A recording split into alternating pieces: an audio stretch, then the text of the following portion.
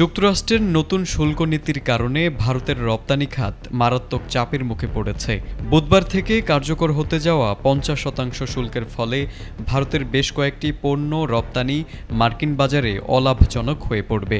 বিশেষ করে যেসব খাতে অর্ধ দক্ষ কর্মীরা কাজ করেন সেসব খাতে চাকরি হারানোর প্রবল শঙ্কা রয়েছে।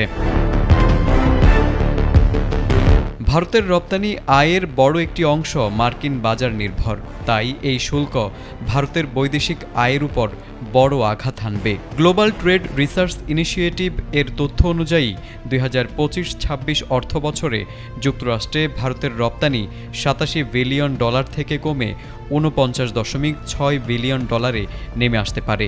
এতে করে ভারতের সামগ্রিক রপ্তানির 20% এবং জিডিপির 2% হুমকির মুখে পড়বে। যদিও ভারতের কিছু পণ্য যেমন ফার্মাসিউটিক্যালস, ইলেকট্রনিক্স এবং পেট্রোলিয়ামজাত দ্রব্য এই শুল্ক থেকে ছাড় পাবে, তবে বাকি প্রায় 70% পণ্যই ক্ষতির সম্মুখীন হবে, যার মধ্যে রয়েছে রত্ন ও গহনা, চিংড়ি, হস্তশিল্প, কৃষিখাদ্য, যন্ত্রাংশ এবং চামড়াজাত দ্রব্য। ওয়ালটন টেলিভিশন মাত্র 25,490 টাকায় পাচ্ছেন গুগল টিভি। এসব পণ্যে উচ্চ শুল্কের ফলে ভারতের রপ্তানিকারকেরা মার্কিন প্রতিযোগীদের তুলনায় পিছিয়ে পড়বে।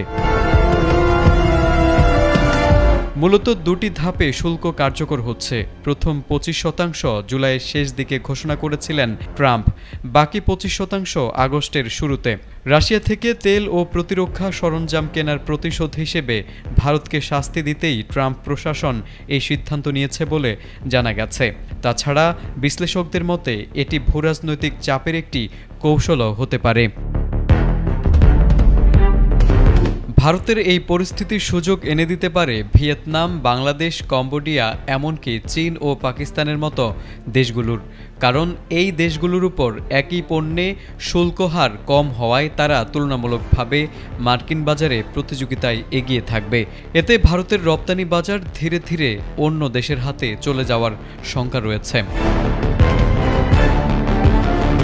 সব মিলিয়ে ভারতের যে পণ্যগুলো সবচেয়ে বেশি ক্ষতিগ্রস্ত হবে সেগুলোর রপ্তানি 70% পর্যন্ত কমে গিয়ে $18.6 বিলিয়ন নামতে পারে। এর ফলে ভারতের মার্কিন বাজারে মোট রপ্তানি 43% হ্রাস পাবে এবং লাখ লাখ শ্রমিকের চাকরি ঝুঁকিতে পড়বে। বিশেষ করে চিংড়ি রপ্তানিতে যাদের 48% আয় মার্কিন বাজার নির্ভর, তাদের জন্য এই সংকট ভয়াবহ হয়ে দাঁড়াতে পারে। তারেক আজিজ, এটিএন বাংলা।